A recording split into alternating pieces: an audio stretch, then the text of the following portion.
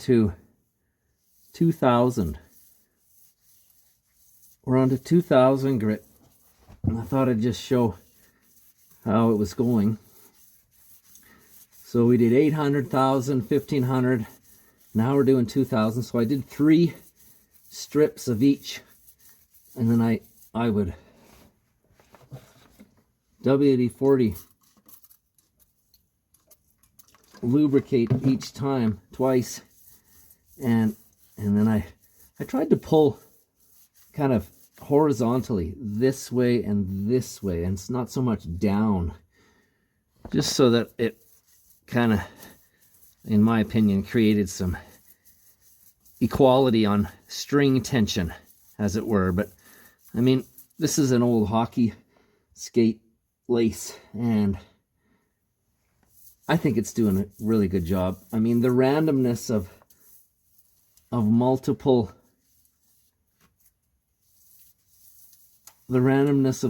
wraps, doing it, you know, multiple times, and yeah, so this is basically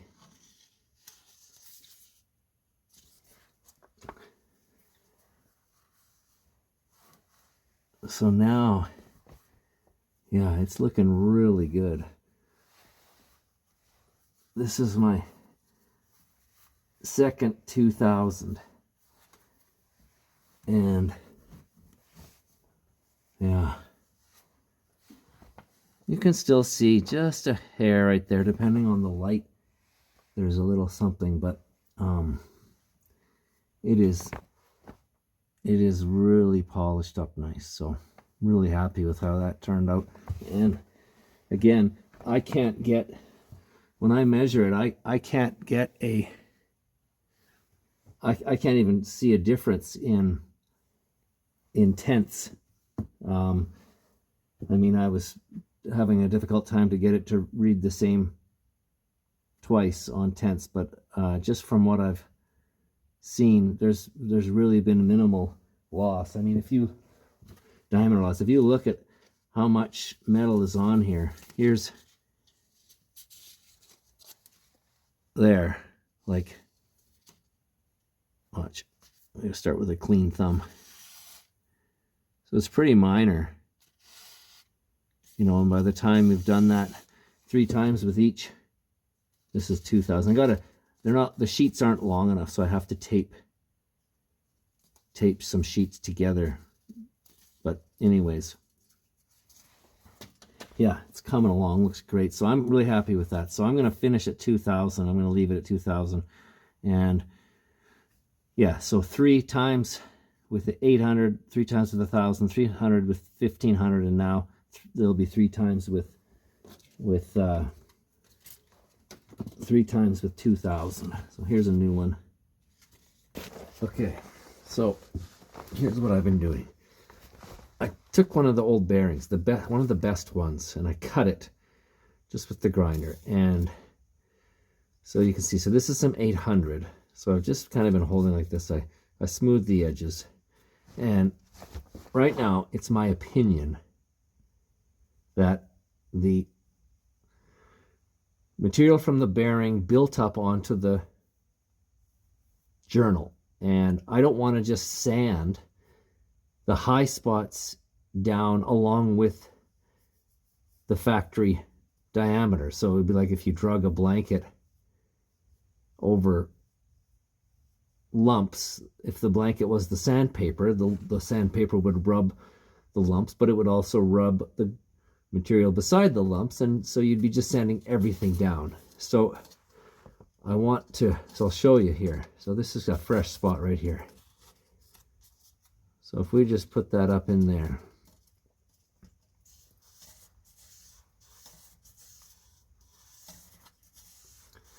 Now this,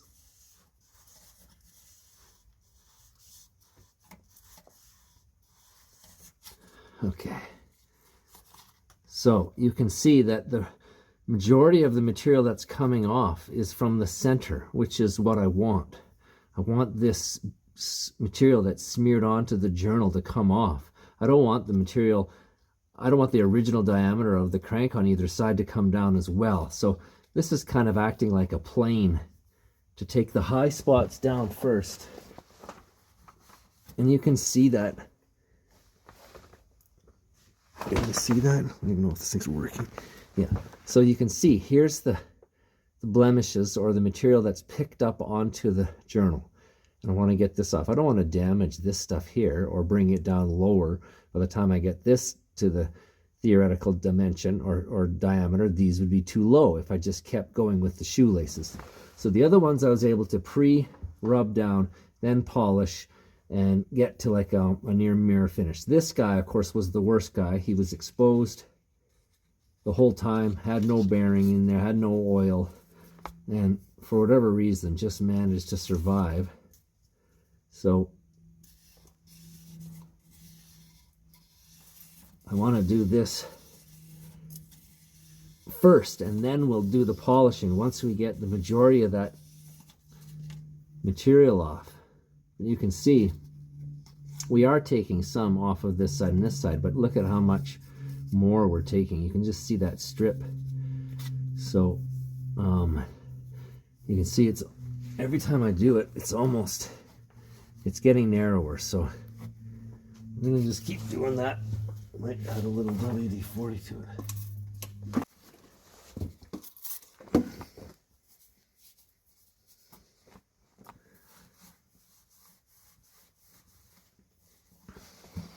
Oh yeah, see, now we're just about all the same color all the way across.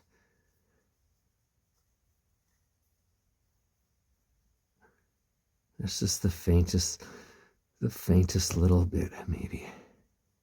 But really, that means that, well, maybe it's lower. That's better.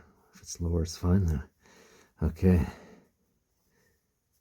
little bit right here.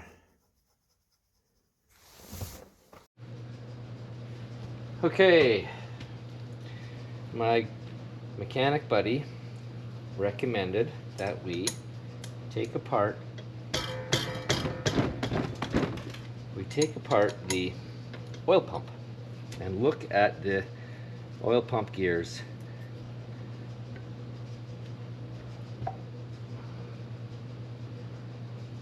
Okay.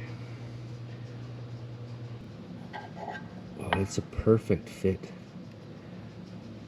Like that bushing is in really, there's no side.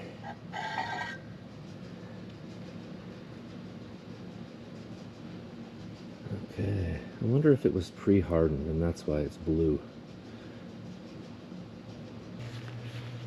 So there doesn't seem to be any damage. There is wear, or I mean operational marks. You can kind of see right there and there. So those look fine. There's no dents or foreign. Well, looks like it touches there and there. You can still see like machining marks, I bet, or grinder marks. Well, that looks great. I see we don't know why the engine failed or why they shut it down. And the one mechanic was saying, well, you got to be super fast and on it to catch a motor or an engine or whatever they're called. If you're having oil failure or bearing failure in the rods, to catch them before they spin. Like, look how close this was. Look at the metal that was piling up, but it never spun the bearing, and so the crank is still fine. And so the one mechanic said, well, you know, you don't know why it failed, so check the oil pump. Maybe the oil pump failed. Maybe the oil pump shows signs of debris going through it. Maybe, you know, because we don't know what the oil pressure will be. We don't really have a basis point to start. So we made the Lubitron 3000. So I had a friend recommend that I make the Lubitron 3000.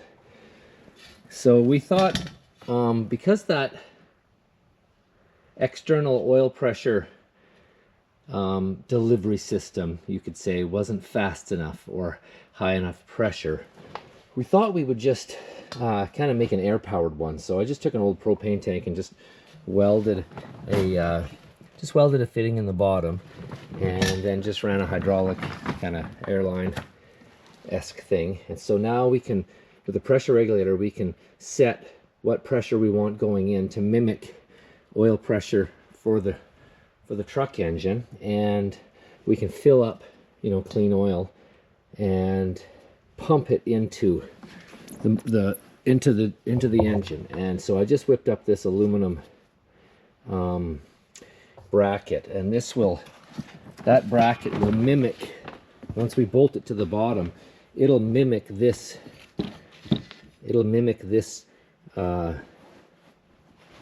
this is the pressure. So just like that. So this is the pressure side from the pump up into the case, or the block of the engine, and then from the block it goes to the journals or the crank and everywhere. So this guy, we'll bolt him on underneath there now, and now we can pump like some pretty good pressure. I don't know how much volume we're actually going to get through this little guy, considering that, you know, the volume that gear pump is making is actually, but I think we'll be able to at least get oil everywhere in the engine. So we'll be able to test the oil pressure system before it's running, pre-lube it all before we even try to roll it over and start it, and then see in the cab what the oil pressure is, and also you know, kind of have two different lines of sight to make sure the engine is actually getting oil. But this does not look like it failed, and judging by how tight everything is, I think that blue color, I mean, maybe I've never seen one before, so I don't know, but I think we'll just, is this all gonna fall apart? That's probably pressed on there. You see in there? Like this is, there is absolutely no play. That's great. I'm going to take this center, or take number 4 out. I believe number 4 crank shaft cap also exposes the thrust bearings. So I broke these loose, and now we're going to pull this guy out. I haven't taken him out yet to see what he looks like.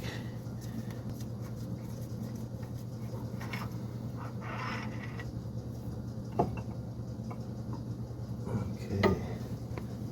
What do we got here? Let's see. Well,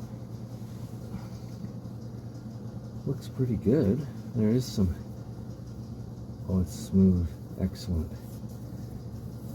So there is some surface discoloration. There is some, but, and then there is that little bit of corrosion. But look at that. That looks great.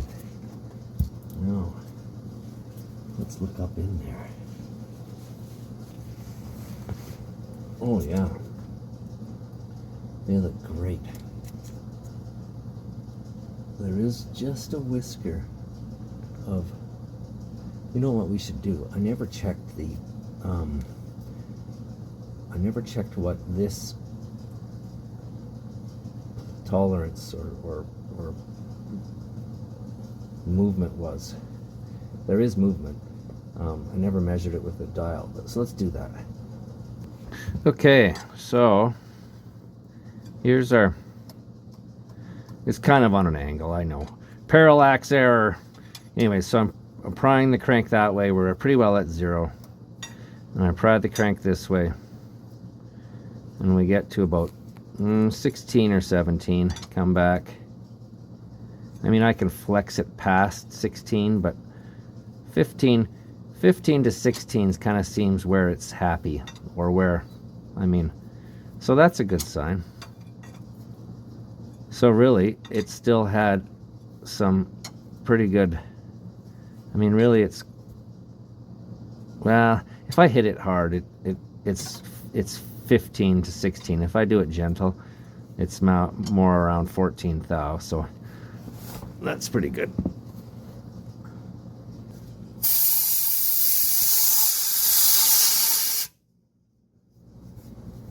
Oh, it actually, there it is.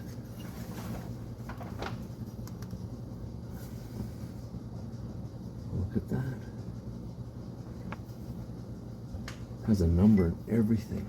Block side. Let's wipe this down.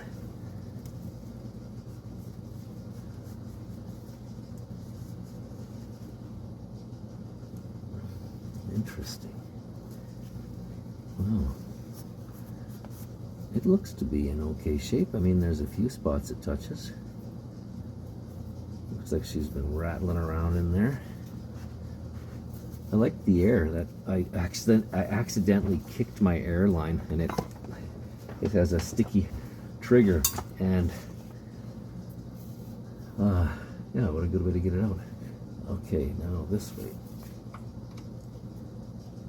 I'll take that guy.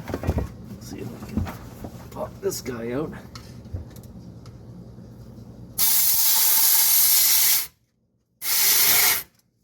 Oh, yeah. There's definitely some grime up top there. Look at that.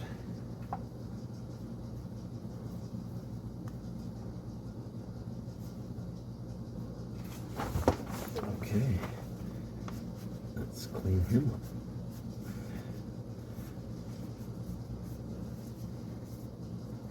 Well, block side,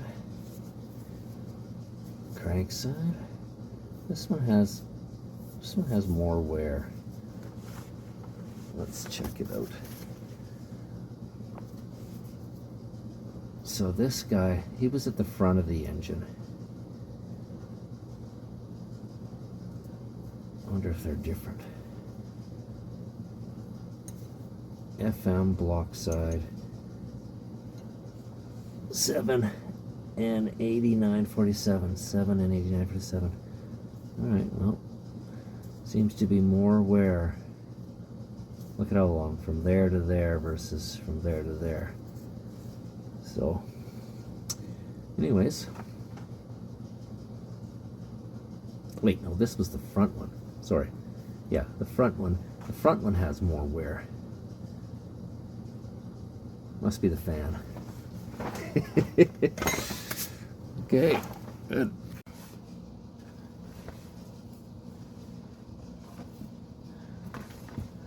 Okay. I got everything cleaned. I wiped everything down. I brought the piston back down. Somewhat. Maybe we'll bring it down a little more. I really have to pull on that, but that's a good sign. So, okay.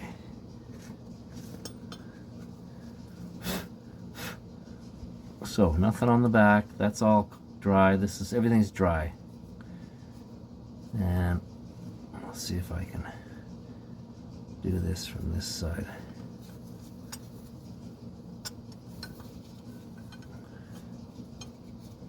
If you guys can see that. Oh, ho, ho, ho, ho, don't do that. Okay.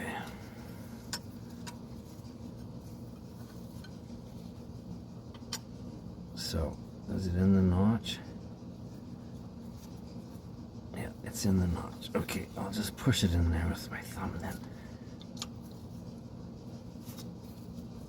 There we go. Okay, how's that look? Good. Nice and clean.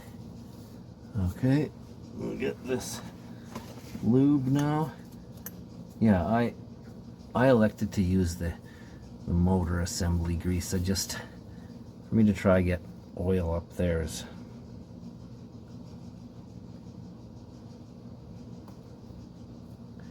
just a little too drippy, and I'm gonna pre-lube the heck out of it with the Lubitron 3000.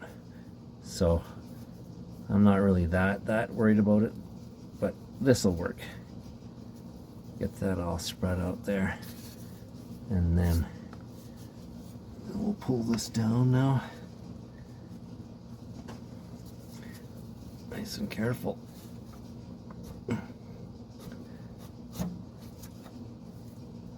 I can see grime falling. This is never a good sign. Alright, can I get it?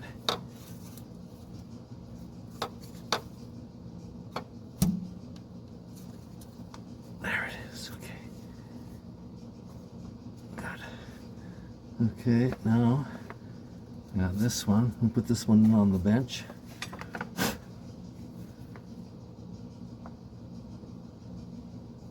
And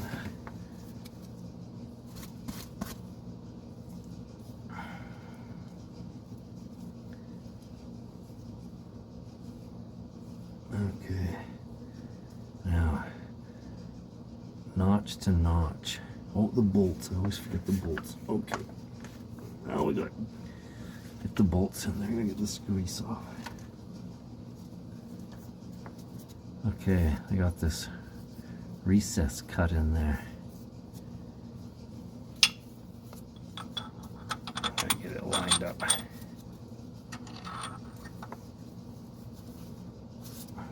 There we go. Now I'll do this one.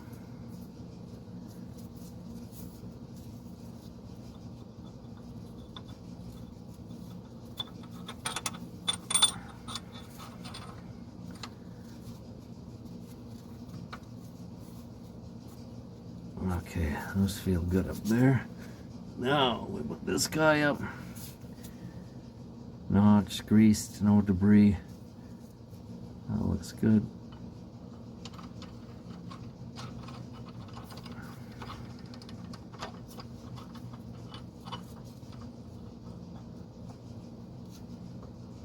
Okay.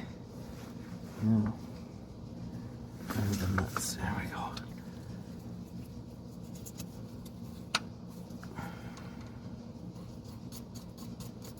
Okay. Oh, that looks good.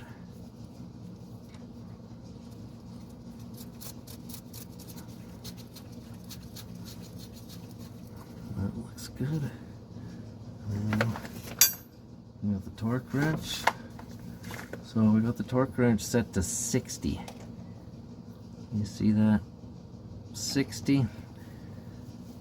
So we go till 60 clicks, and then we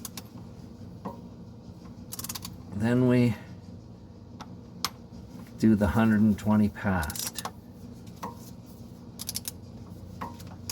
I'll just kind of snug this up at the same time, I think.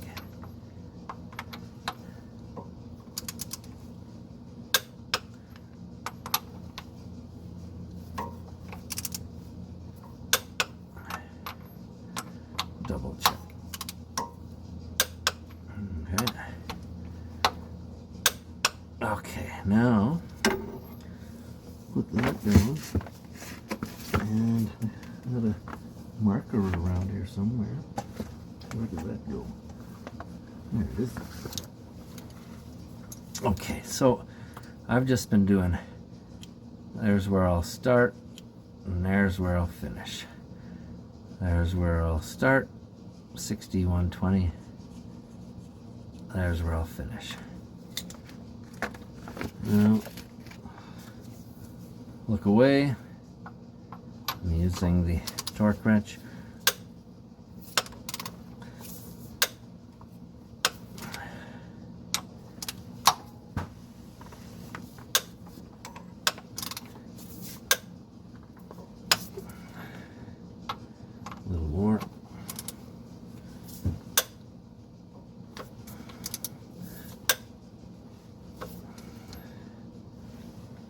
Just a whisker more. Okay, good. Next one.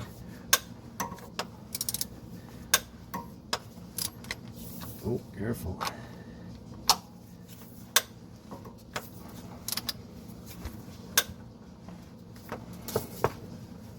How are we looking? A little more.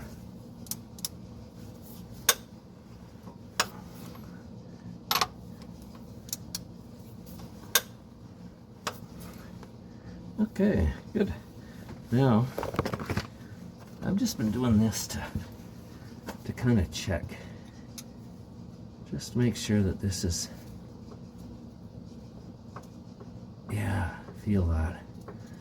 Has good movement. Isn't too stiff that it's bound up, so looking good. Okay, so I just did a crush test with some Plasti-Gauge. Here's the, I don't know if you can see it, none of the stuff stuck to the bearing. It stuck to the journal. You can see the mark there.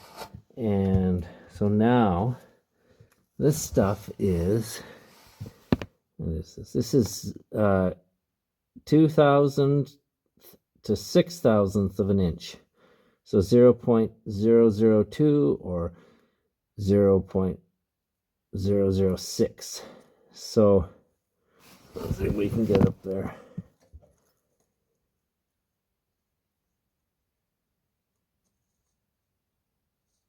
I'd say 3.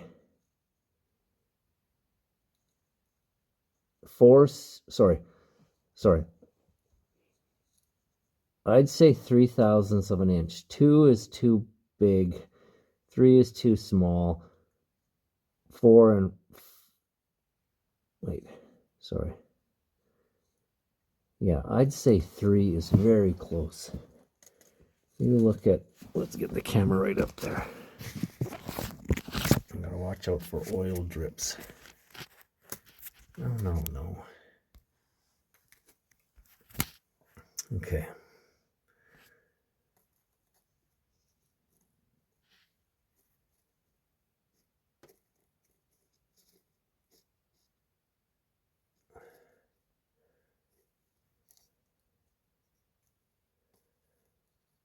All right, so I think 4 is too wide. I think 3 is really close. I think 2 is considered too tight. I'd say 3. I'd say there's 3,000ths of an inch.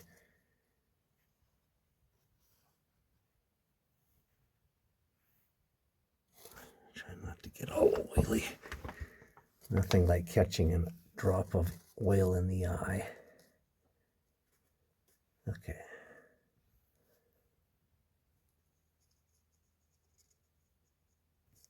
Ooh. Okay.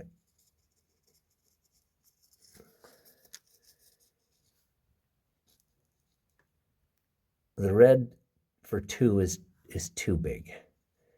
The white for 3 is like right on. The red for 4 is too small. The white for 5 and the red for 6 are way too small. So I would say it's 2. So that's great. Sorry, no, 3. Yeah, 3.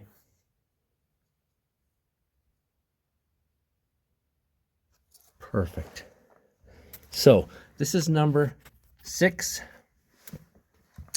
This was the worst one. This was the one that was missing the bearing. This one had the most amount of babbitt or bearing buildup on this journal. Now, like I was saying before, when I cleaned all the journals, polished all the journals, they all were right on spec for size. They had material buildup on them. They had no material loss.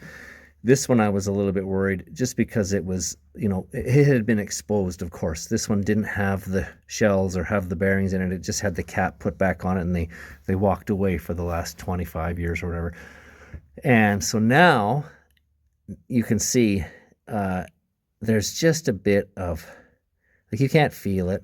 I just let it go. But yeah, that bearing turned out really nice, and well, all of them did. And so now with the,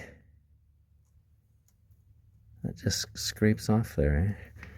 Now with the plastic gauge, I'm confident that it's going to be just fine. Look at that, eh? Okay, cool. Never used it before. Anyways, now it's everywhere. Okay, well, great. Okay, so just to kind of go over this. So here's the stuff here. So basically, I was right in the white. So 3,000. So this is the little plastic gauge stuff. It's literally just like a little teeny piece of wax. So I was right here in the 3,000 clearance. And so if we look at, so these are the numbers. So this is what Caterpillar is saying for clearance. So 0.0028, so basically 2 thou and 8 tenths, to 0.0066, so 6 thou and 6 tenths. So if I've got 3 thou according to, I should just move that onto there. If I've got 3 thou according to the plastic gauge, and I have, and now with my rod dimensions that we took with the caliper, with the micrometers, again, you know, I triple checked with my standards, and I was getting 3.8194, so 4 tenths, and they're saying that I need, so with my caliper set, with the plastic gauge set, with what we've found on the consistency of all the bearings, with the, you know, potential loading up of Babbitt or bearing material onto the journals on some of them, but then of course on others where there was no damage even whatsoever, I'm confident to say that the connecting rod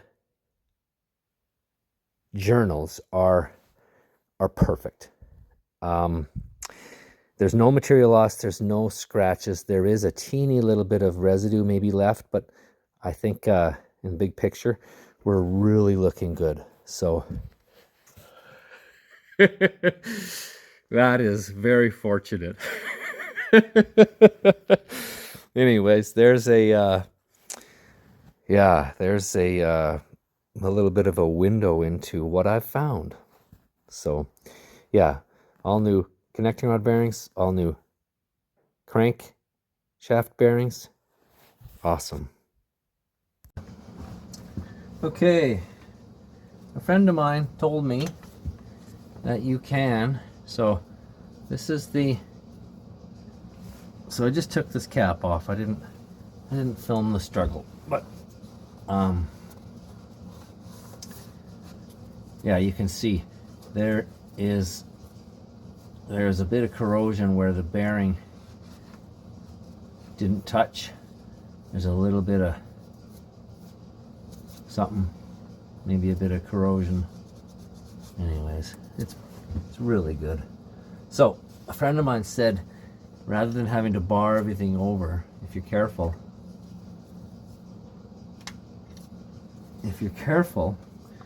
you just cut a chunk of 5-gallon pail, and you can sometimes use that to push the bearing out. I don't know if you guys can see that. There it comes.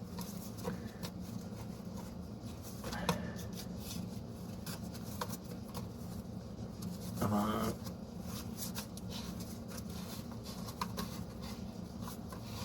There it is. Now, get it the rest of the way without it falling on my head. Come on. There it is. Now. Oh yeah, look at that. Right on. Oh, there was a little teeny piece of something there. Okay. But all in all, there's no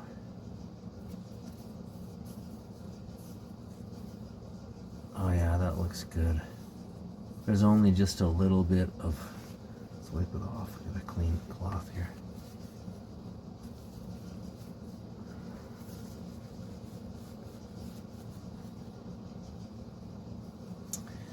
Okay, let's see.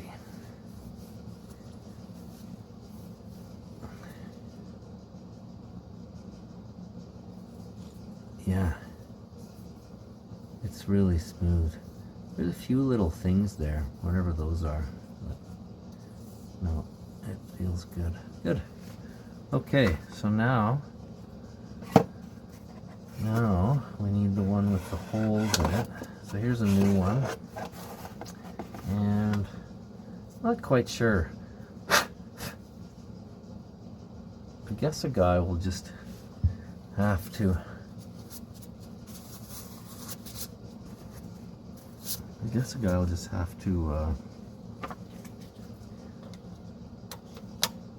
looks like a bit of plastic fell off. Scraped off that. Okay, so just a bit.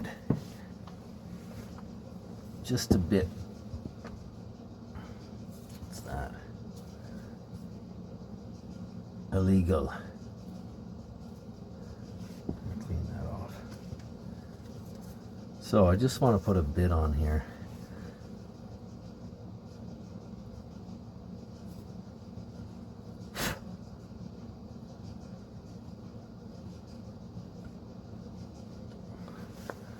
Just so that it's got something to rub when it starts.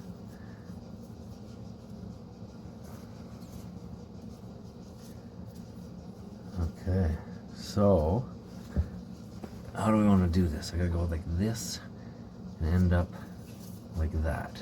Okay, so let's just see. Oh yeah, it started. Okay, now I doubt this one's going to be as easy, but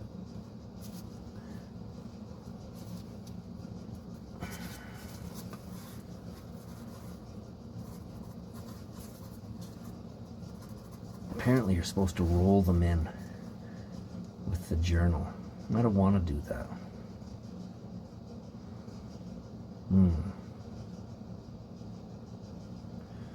Well,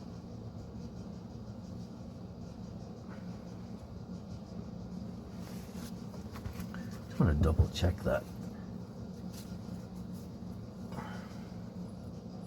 Yeah, the holes are in the exact same spot. It's going to spin around. Okay. Yeah, that's the one good thing about using the Lubitron 3000.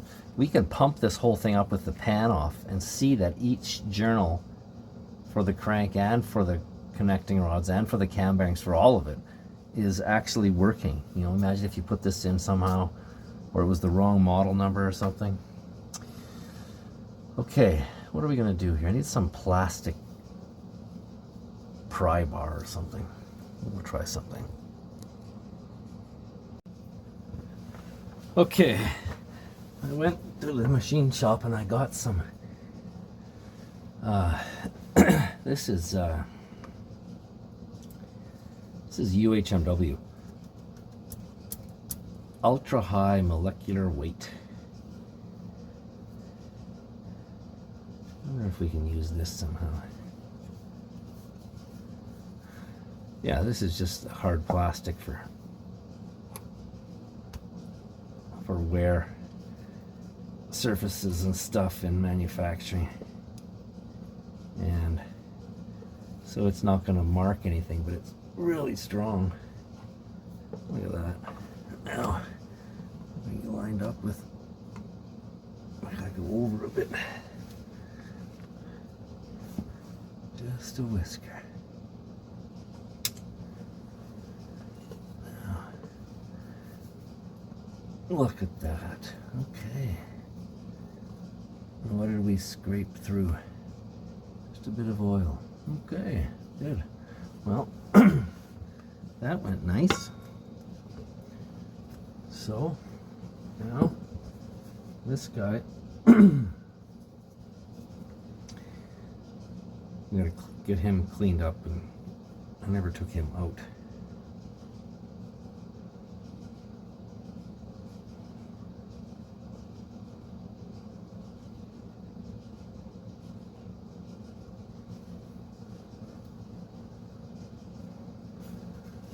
This is the perfect thing to do that with.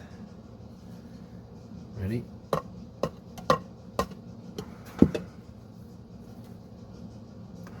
Not quite.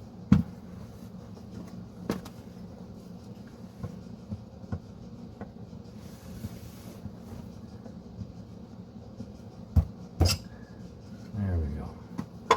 Okay, so here's the old one. Looks good. I'll clean this cap up now. Now we're supposed to oil, so I will oil these bolts, and I will oil the bolt heads.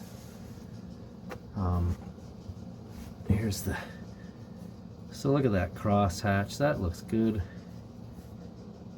And we got to make sure we put it, someone conveniently marked it already with arrows, but all the numbers, I believe it's the numbers go under the cam. So if the cam's on this side, then the numbers are all on that side. So okay, we'll put this bearing in to the cap, and it's just, yeah, looks like that one, looks like the other one. Okay,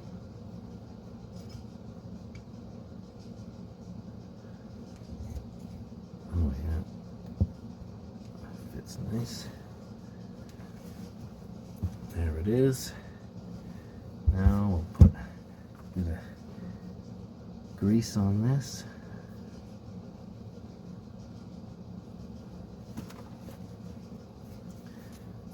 Just so it's got a head start. I've lost my gloves, I've just noticed. What's all that? This clean grease. Okay. Now, we need to oil those big bolts. I mean, they're probably oily enough from being up in there, but we better just do as they say. Get these all clean, get some fresh oil on there.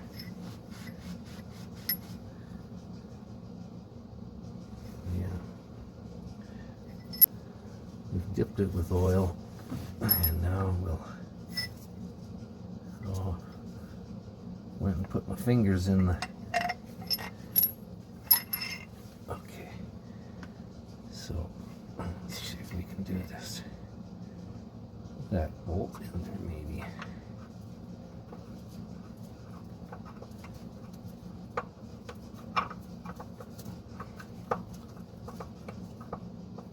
Okay. So,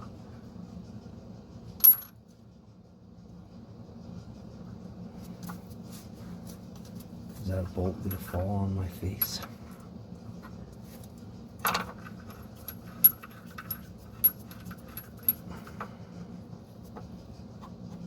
There it goes.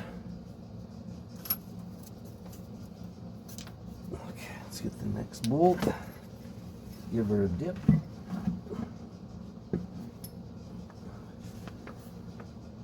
Okay.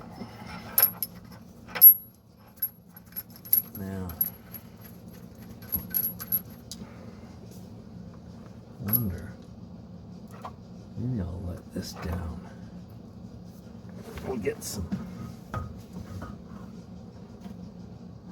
Okay.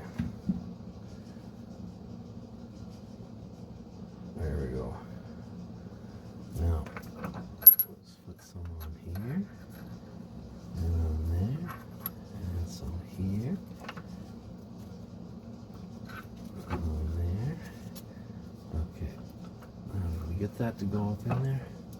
There we go. Okay, now snug that baby up. Arrows pointing forward.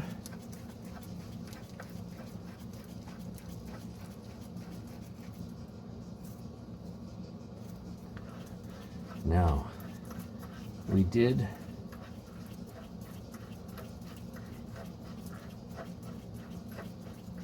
okay. These ones are gonna need a bigger wrench. A bigger wrench.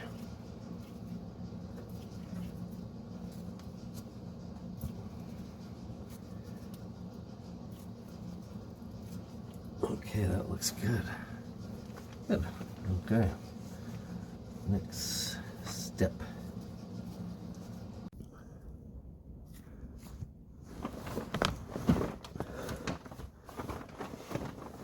Okay, we're on our last crankshaft bearing main bolt. So we changed all the bearings.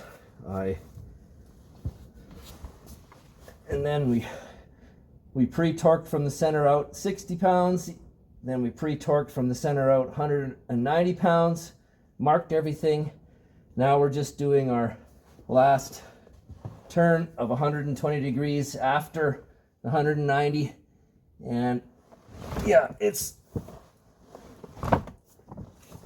190 degrees isn't bad on a torque wrench, but the last 190 foot-pounds on a torque wrench isn't bad, but the last 120 degrees, that's no small. It's no small amount, especially doing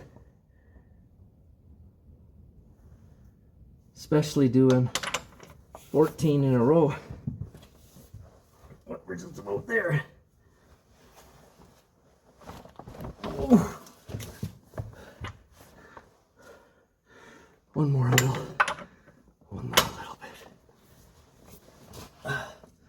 Let me get my legs into it. Oh, okay, there it is. Yes. Okay, we're done. We're done the torquing.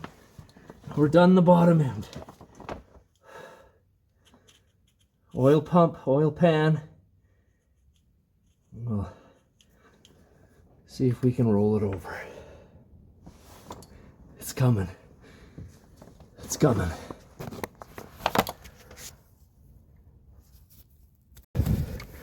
Okay, so we got everything buttoned up.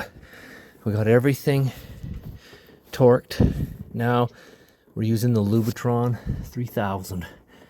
So number 7 connecting rod, number 7 crank is dripping. Number 6 connecting rod is dripping. Number 6 crank is dripping. Number 5 connecting rod. Number 4 crank. Number 4 connecting rod. Number 3 crank. Number 3 connecting rod. Number 3 crank. Oh yeah, number 2 connecting rod. Number 2 crank. Number 1 connecting rod. It's just a drip coming now. And number 1 crank. Now, if you look careful, you can see way up in there. I wonder if I can do this. So, just follow from where the aluminum plate is bolted to the bottom of the block. We'll go over and then up past number 4 connecting rod. You can see a golden kind of little strip or a little run, and that's That's one of the skirt or one of the piston squirting, lubricating guys. So, and then if we look into the oil here, you can see we're getting some color. Where's that one coming from? Is it coming from by the cam? Yeah. Yeah, so we're getting some color out of the cam and out of maybe the there. Oh. Okay. So we're getting some color from hopefully up in the valve train. So we'll go on the other side and see what it looks like. Okay, so I got close to 90 psi going in here, but it dissipates so fast, and it's going just through this little teeny 1/4 inch hydraulic fuel line, or sorry, hydraulic line. And I actually put the camera on the pressure gauge in the cab, and there's not even, with 80 psi on this side of the oil, going through that little teeny hole, sorry, going through that restricted line into the bottom, I'm not even getting a reading on the pressure gauge in the cab. Now, who's to say if the pressure gauge works in the cab, but and then I also, while that one was going, I also pumped as fast as I could with this second one because it's still hooked up, and I got lots of flow. I mean, nothing compared to the flow of that big gear pump, but what I was hoping for was that we could get some oil up into the valve train. But it doesn't look like it's going to go up there. There's just not enough volume. Anyways, maybe I know it comes out of the cam bearings. So maybe that's just as far. I was able to clean and blow and squirt way down on top of the push. There, can you see that? Onto the push rods and onto those lifters, and I got that all like cleaned and blown out multiple times.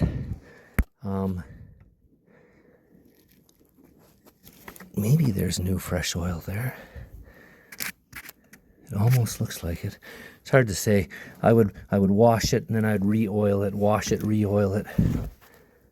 I don't see it up here. Anyways, okay, well, good.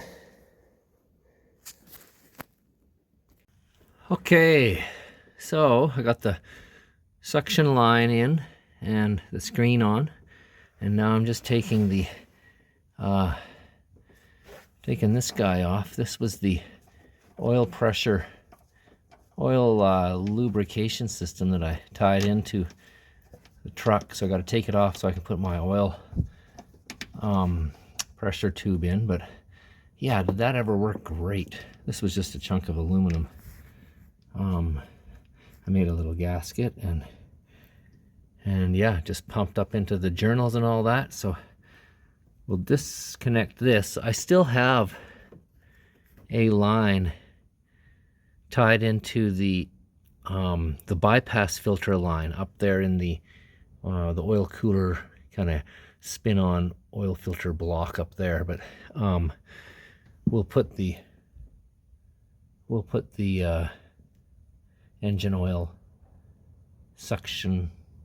pressure tube on now, and yeah, it's coming along.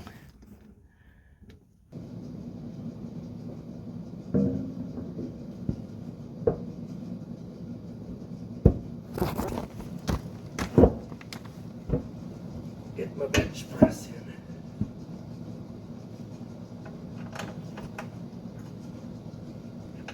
Gotta cover up that yellow that's on the inside. We did it. Now it's 46 more bolts.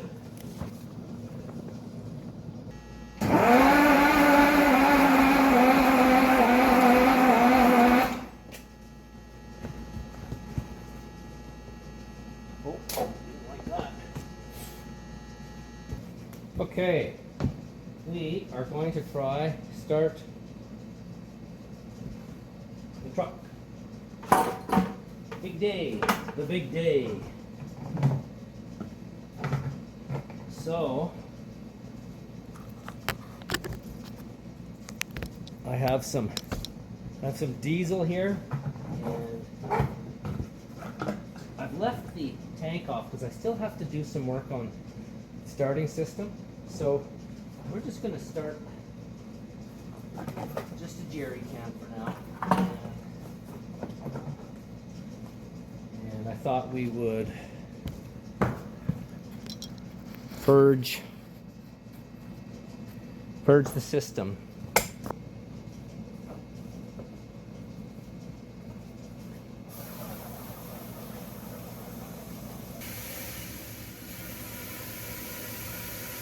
Oh, there it is. There it is. Okay, well, that's a good sign. There it is. That's a good sign. Let's put him down in case he gets crazy. We're going to try to start the truck now. So, in conjunction with the Lubitron 3000 and this old track oiling hand pump, I have pre-lubricated the engine. And I have this plywood or chunk of board in case we run into difficulties with it. The fuel rack, I have the valve covers lids off just so I can see. When doing the pre-oiling, I could only ever get the oil to come up and come out of the cam bearings. Just with my little setup, I couldn't get the volume. And so then I actually, like I showed, I dumped oil down, filled the engine crankcase with the pails of oil by pouring it onto that valve train. So I believe it's well lubricated. I then rolled over the engine before we addressed the fuel system, and I actually got it to register.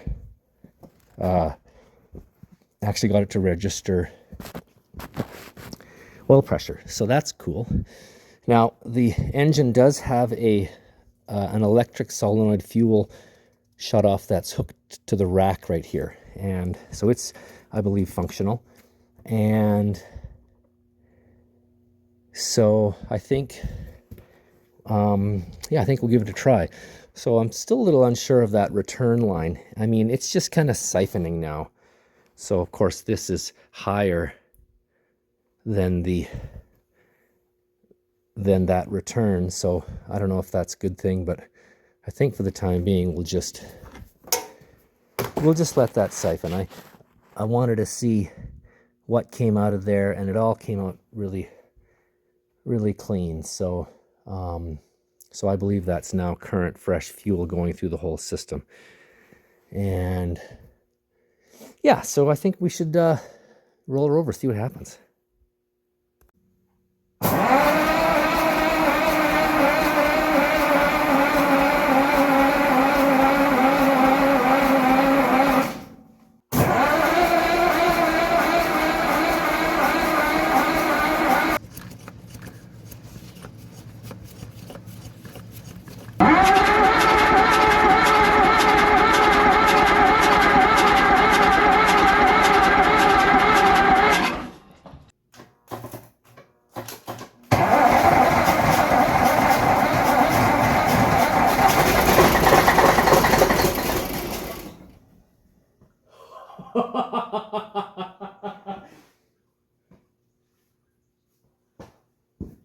Wow.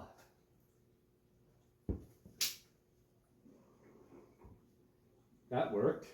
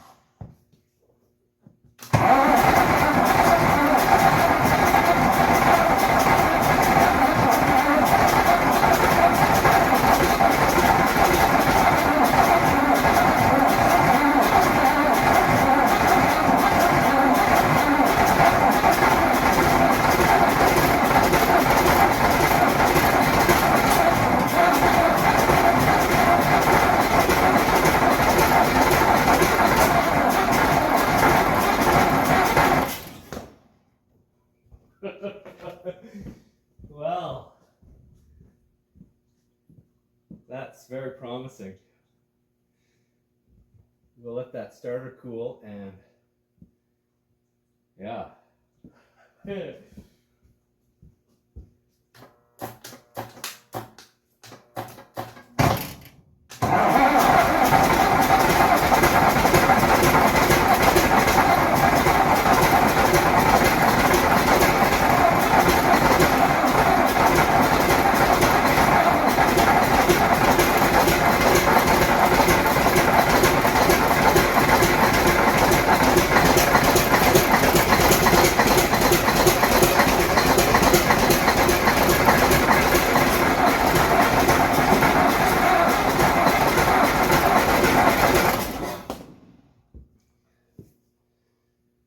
Well, we're getting 60 psi on the gauge, which is great news. I can see, yeah, it's at 60, and I just keep trying to bring this,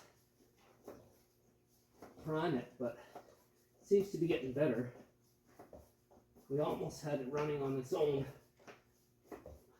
I've somehow damaged the Bendix and starting system. So now, I don't even really know how it's actually working, but we'll worry about that.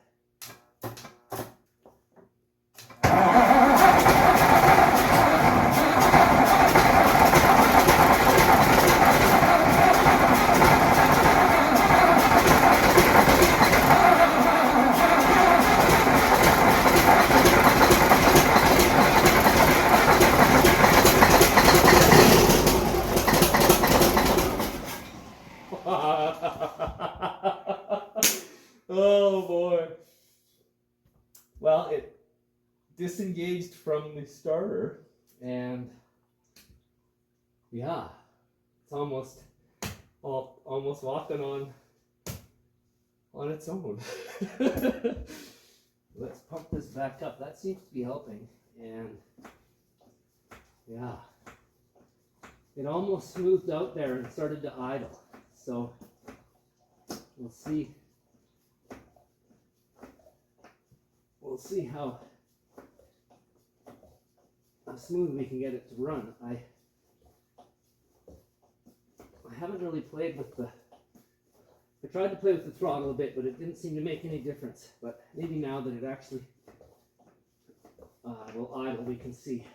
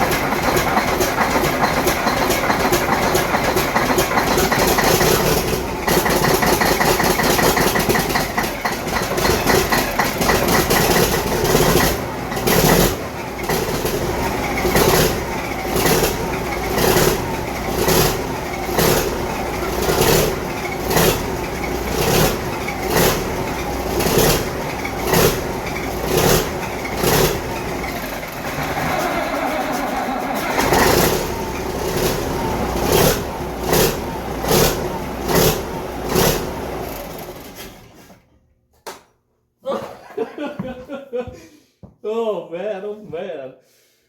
Wow. I left the starter going. It's got an electric kill. It works. And then I let it off, and then the starter was still going. So remember for that next time.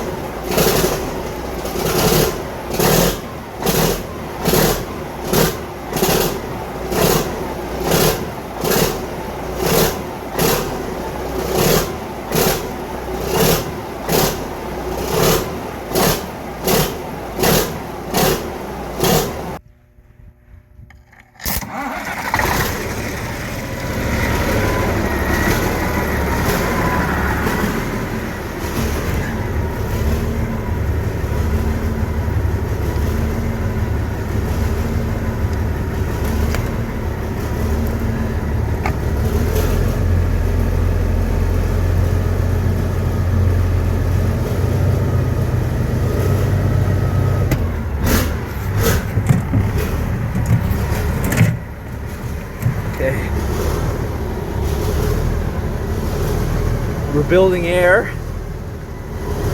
We got RPMs. Oh, we got power steering. No way. Now.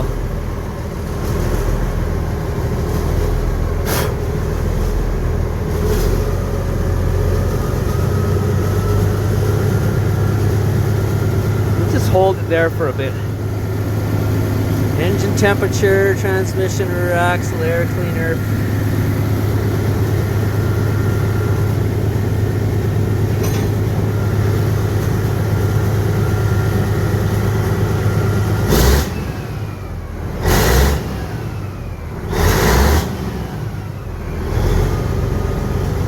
Look, we just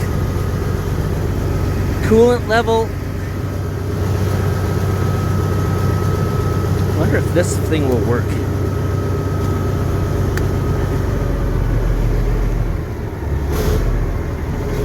Oh, it will. Perfect. We'll put her up to about 1,000.